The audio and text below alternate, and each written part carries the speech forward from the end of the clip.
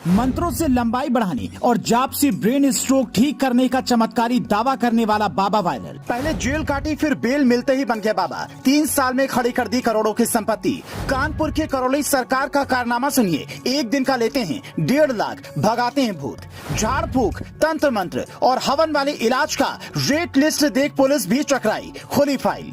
कानपुर में एक गांव पड़ता है करौली, वहां रहते हैं यूट्यूबर बाबा। नाम से आप समझ गए होंगे ये यूट्यूब की मदद से बाबा बने हैं।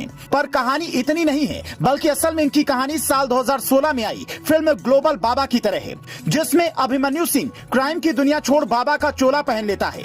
यहाँ यूट्यूबर बाबा का भी यही काम है। 1992 से 1995 के बीच भदौरिया पर कई मुकदमे दर्ज हुए, यहाँ तक कि जेल भी जाना पड़ा। लेकिन जैसे ही जमानत मिली, बाहर आकर किसानों का नेता बनकर जमीनों पर अवैध कब्जे का खेल शुरू कर दिया। कहते हैं कि जब बिधनों थाना क्षेत्र में काफी जमीनों पर कब्जा कर लिया तो लौकुश आश्रम बनाने का आइडिया सूझा और यहीं से एक आरोपी ने धर्म का चोला ओढ़ लिया और अपना यूट्यूब चैनल बनाकर लोगों तक पहुंचने की कोशिश शुरू कर दी। कहते हैं कि वीडियो देखकर दूर दूर से भक्त आने लगे तो उनके लिए एक रेट लिस्ट तैयार हुई। लौकुश आश्रम में एंट्री करते ही 2600 रुपए की रसीद कटवानी पड़ती थी। उसके बाद 3 लेयर की सुरक्षा से गुजरने के बाद बाबा का दर्शन होता।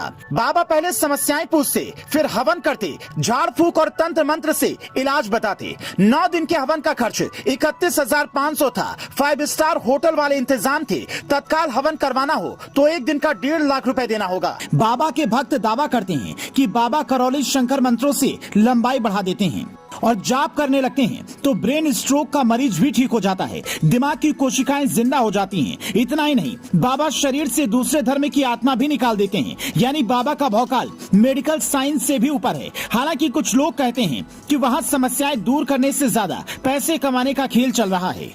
वैसे तो राम रहीम से लेकर आसाराम तक ने अपने अपने हिसाब से भक्तों से पैसे लिए, लेकिन ये वाला तरीका थोड़ा अलग था। कहते हैं कि करौली बाबा का कारोबार बीते कुछ सालों में इतनी तेजी से बढ़ा कि 3 साल में ही आश्रम में आलीशान व्यवस्था हो गई। 14 एकड़ में आश्रम फैल गया, संपत्ति कई गुना बढ़ गई और बाबा की सेवा में लगे सेवादार भी रईस हो गए। लेकिन असल पोल पट्टी तब खुली जब नोएडा से डॉक्टर सिद्धार्थ चौधरी अपने परिवार के साथ बाबा के पास पहुँचे। पहुँचते ही 2600 की रसीद कटवाई। उसके बाद बाबा से मिले तो बाबा ने फूंक मारते हुए माइक पर ओम शिवाय बैलेंस बोला, पर कोई असर नहीं हुआ। जब उन्होंने कहा कि बाबा चमत्कार का कोई असर नहीं हो रहा है तो उनके समर्थकों ने डॉक्टर को पकड़कर एक कमरे में बंद कर दिया और काफी देर तक पीटा। अब डॉक्टर चौधरी ने पुलिस में शिकायत दर्ज करवाई तो कानपुर के पुलिस कमिश्नर ने कहा कि हम फाइल देख रहे हैं। मतलब सुनने में कहानी फिल्मी लगती है पर हकीकत है। बाबा कहते हैं कि सनातन धर्म को बदनाम करने के लिए ये साजिश रची जा रही है, पर यह बात तो हर उस बाबा ने की जिस पर आरोप लगे। अब फैसला अदालत को करना है कि करौली सरकार का साम्राज्य अवैध कब्जों और अपराध की नींव पर टिका है या फिर बाबा का दावा बिल्कुल सच्चा है। आपको क्या लगता है? कमेंट में हमें बता सकते हैं।